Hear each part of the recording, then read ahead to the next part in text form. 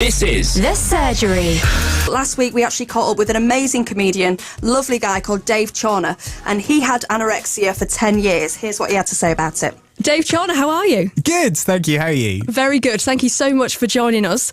Now, we're talking all about body positivity. We're talking about body image. And I know you've got a particular story to tell because you're a comedian, a stand-up comedian.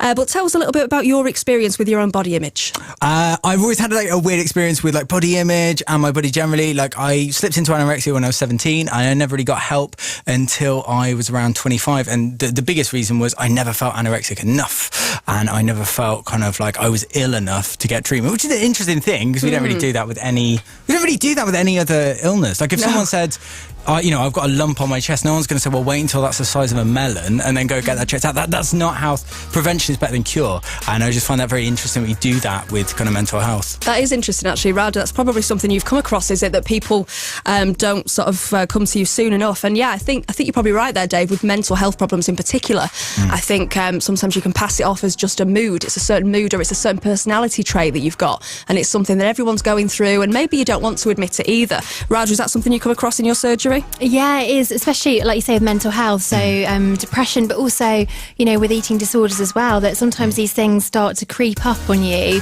and because you're trying to deal with it or you're not quite sure what's going on, it can kind of get out of control quite quickly, or it can go on for a long time, and if you haven't necessarily got that awareness or you don't feel confident enough to speak up about it, or you don't even know that it's a problem, because it can sometimes become part of who you are, and you then start to normalise it. So yeah, I do see that a lot, and a lot of people, when they do come and finally see me, say, it's only me, why am I feeling like this, no one else is feeling like this, and I'm abnormal. And I say, absolutely not. 3 people before you have come in and said exactly the same thing, so that's why it's great to talk about it. Well, that's one of the things why this sort of thing is so great, because one of the things that we find in restrictive eating disorders, namely anorexia and bulimia, but also EDNOS as well, is that one of the things is the brain starts shutting down. Like, you wouldn't expect your laptop to work if you didn't charge it. And one of the things happens when the body starts to shut down is you stop being able to communicate properly. So to answer someone with anorexia, how are you feeling? That's a bit like, I don't know.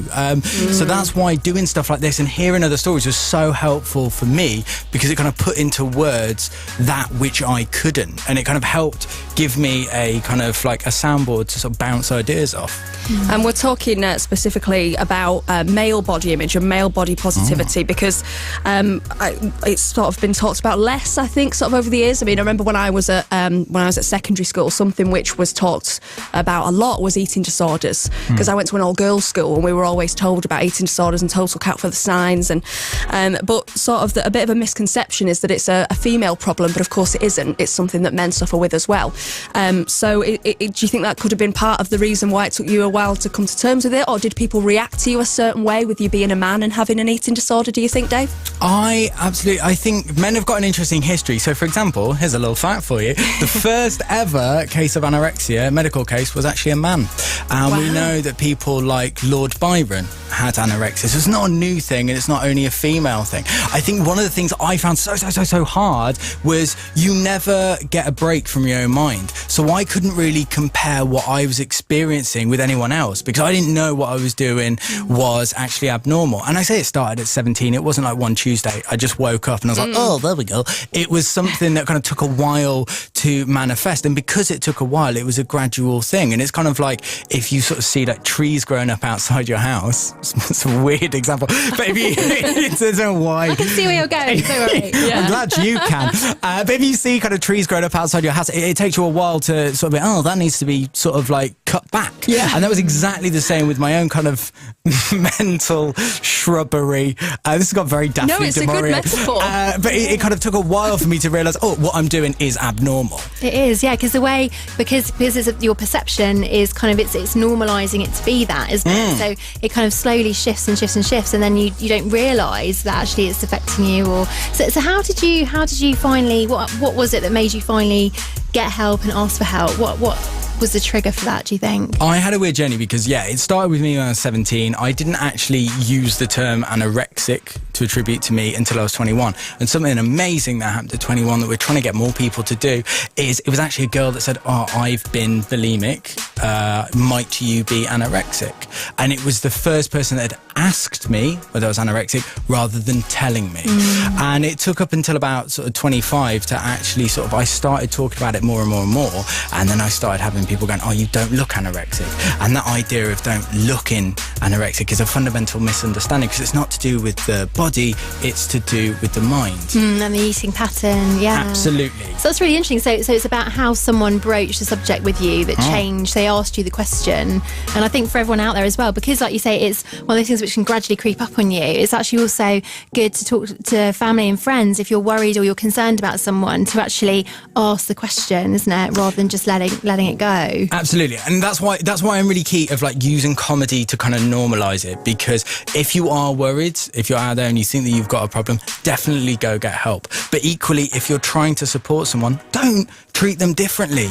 If I broke my leg, one of my mates isn't going to come up to me like in hushed tones and go, I think you've broken your leg. You know, the people aren't going to do that. But with mental health, people are like, mate, I think you're anorexic. And I was like, oh my, I'm a freak now. I'm the one that's mental. So I think it's kind of actually a consistent pattern of people being quite good and putting the power in my court. And one of the things that I didn't have, and one of the sort of turning points was I saw it as people, the anorexia, I saw it as someone taking that away.